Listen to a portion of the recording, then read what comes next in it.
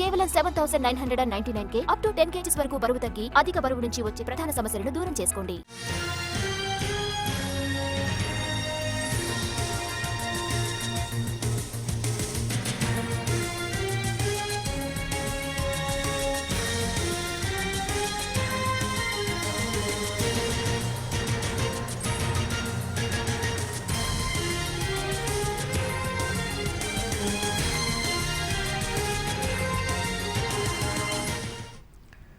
షాబాద్ హత్యాకాండపై విచారణ కొనసాగుతోంది. నిందితుడు రాజ్ కుమార్ కు కారు అద్దెకిచ్చిన వాళ్లను పిలిచి విచారిస్తున్నారు అధికారులు. హత్యల తర్వాత కారును శంషాబాద్ సమీపంలో వదిలి వెళ్లిన రాజ్ కుమార్ 6 హత్య తర్వాత తాను చనిపోతున్నానంటూ తండ్రికి ఫోన్ చేసి చెప్పాడు. గతంలో కూడా ఆత్మహత్యాయత్నం చేసిన రాజ్ కుమార్ 10 బృందాలతో అతన్ని గాలిస్తున్నారు. కారుని ఇక్కడే వదిలి వెళ్లిపోయినందున ఆటో బస్సులో ఇతర ప్రాంతాలకు వెళ్లి ఉంటారని పోలీసులు అనుమానం వ్యక్తం చేస్తున్నారు. వ్యవసాయ బావులు, చెరువులు, రైల్వే ట్రాక్ల వద్ద పోలీసులు గాలింపు చేపట్టారు. 6 హత్య చేసినాడు రాజ్ కుమార్. ఆ తర్వాత తాను ఆత్మహత్య చేసుకుంటున్నానంటూ తండ్రికి ఫోన్ చేసి చెప్పాడు. హత్య తర్వాత కార్ని శంషాబాద్ సమీపంలో వదిలి వెళ్లిపోయాడు రాజ్ కుమార్. 6 హత్య తర్వాత తాను చనిపోతున్నానంటూ తండ్రికి ఫోన్ చేశాడు. దీంతో ఆత్మహత్య చేసుకున్నాడా అన్న కోణంలో పోలీసులు అక్కడ ఉన్నటువంటి రైల్వే ట్రాక్లు, చెరువుల్ని ట్రేస్ అవుట్ చేయడానికి ప్రయత్నిస్తున్నారు.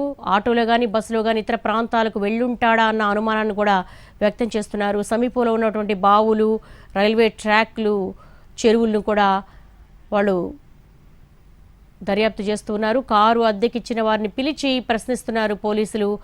6 హత్య చేశాడు రాజ్ కుమార్. ఇతని మానసిక స్థితి మరి ఏ విధంగా ఉందన్నది కూడా తెలియాల్సింది.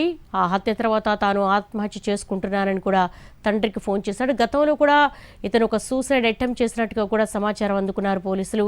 దీంతో ఇతను ఏమైనా ఆత్మహత్య చేసుకున్నాడా అన్న కోణంలో అక్కడ సమీపంలో ఉన్నటువంటి చెరువులు, బావులు, రైల్వే ట్రాక్లను కూడా వెతుకుతూ ఉన్నారు పోలీసులు.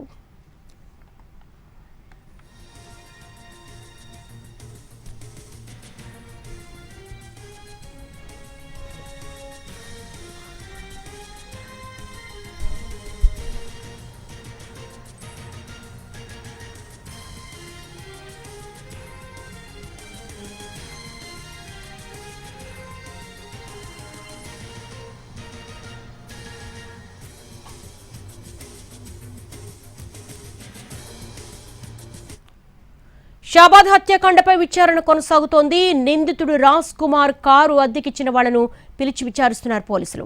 6 హత్య చేసిన తర్వాత కారును శంషాబాద్ సమీపంలో వదిలి వెళ్లిపోయాడు రాజ్ కుమార్. దీనికి సంబంధించి మా స్పెషల్ కరెస్పాండెంట్ రవిని అడిగి మరిన్ని వివరాలు తెలుసుకుందాం. రవి, అసలు ఈ రాజ్ కుమార్ మానసిక స్థితి ఏంటి? పోలీసులు ఏ దిశగా ఇన్వెస్టిగేట్ చేస్తున్నారు?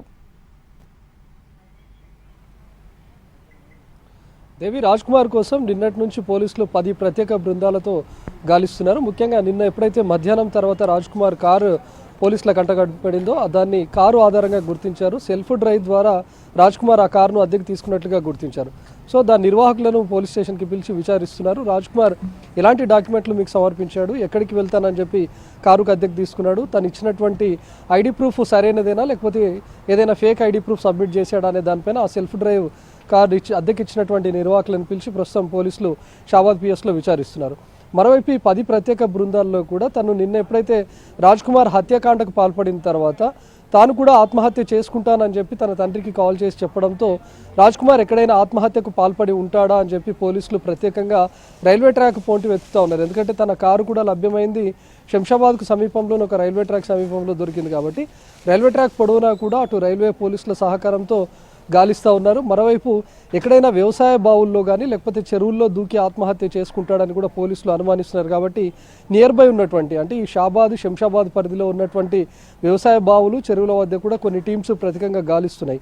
ఎందుకంటే ఎప్పుడైతే 6 మందిని హత్య చేసిన తర్వాత తన తండ్రికి కాల్ చేసి తాను కూడా ఆత్మహత్య చేసుకుంటాను అని చెప్పాడు. కాబట్టి ఇప్పటివరకు రాజ్ కుమార్ జాడలేకపోవడంతో ఖచ్చితంగా ఎక్కడో చోట ఆత్మహత్యకు పాల్పడి ఉంటాడు అని అనుమానిస్తున్నారు.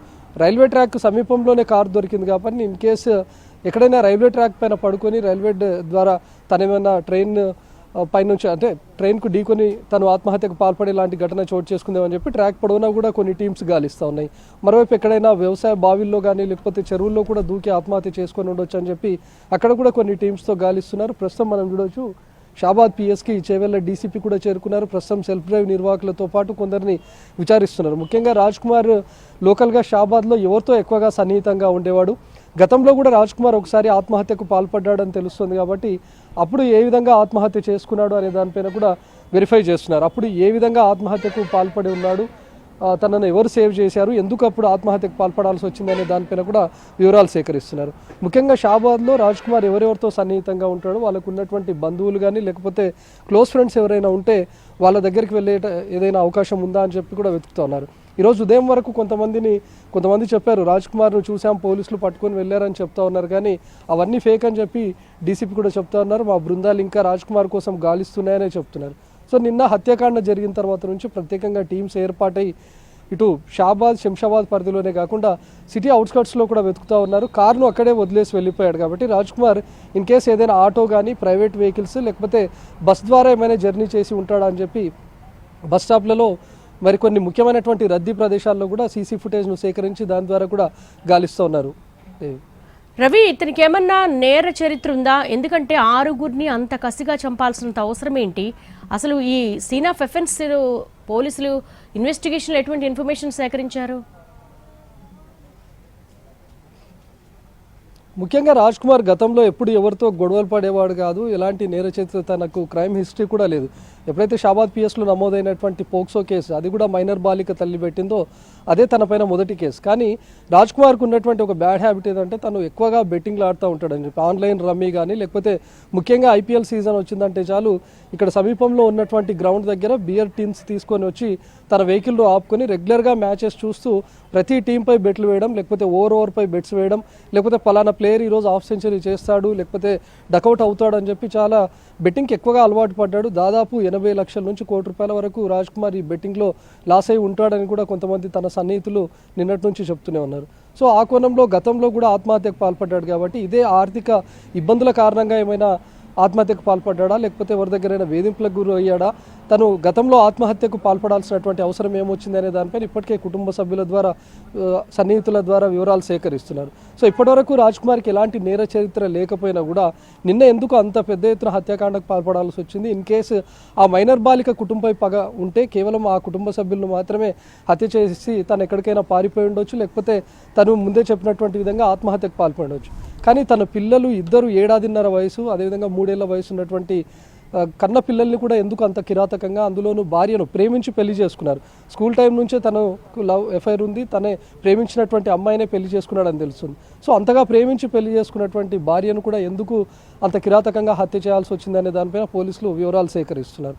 సో ప్రస్తుతానికైతే ఇప్పటివరకు రాజ్ కుమార్ షాబాద్లో ఉండి ఎవరెవరితో సన్నిహితంగా ఉంటాడు వాళ్ళ ద్వారా వివరాలు సేకరించారు, కుటుంబ సభ్యుల ద్వారా వివరాలు సేకరించారు, తన బెట్టింగ్కు సంబంధించి ఏవైతే ఉన్నాయో బ్యాంక్ ఖాతాలకు సంబంధించి వాటి ఆధారంగా కూడా వివరాలు సేకరిస్తున్నారు. ఎక్కడెక్కడ బ్యాంక్ అకౌంట్స్ ఉన్నాయి, తన ట్రాన్సాక్షన్స్ ఏ విధంగా ఉన్నాయనే దానిపైన కూడా పోలీసులు వెరిఫై చేస్తున్నారు. ప్రస్తుతానికైతే 10 బృందాలు రాజ్ కుమార్ కోసం తీవ్రంగా గాలిస్తున్నాయి. ప్రతి కూడలి ప్రదేశాల్లో కానీ లేకపోతే రాజ్ కుమార్ ఫ్రీక్వెంట్గా గతంలో ఎవరైతే బంధువుల ఇంటికి రెగ్యులర్గా వెళ్తుంటాడో లేకపోతే ఎవరైతే ఫ్రెండ్స్ ఇంటికి వెళ్తూ ఉంటాడు, తనకి ఇక్కడ షాబాద్ పరిధిలో కాకుండా ఇతర ప్రదేశాలు ఎక్కడైనా కర్ణాటకలో కానీ లేకపోతే మహారాష్ట్ర, ఆంధ్రప్రదేశ్ ఈ ప్రాంతాల్లో కూడా తనకు ఎవరైనా సన్నిహితులు ఉన్నారా, కుటుంబ సభ్యులు ఉన్నారా అనే దానిపైన కూడా వెరిఫై చేస్తున్నారు.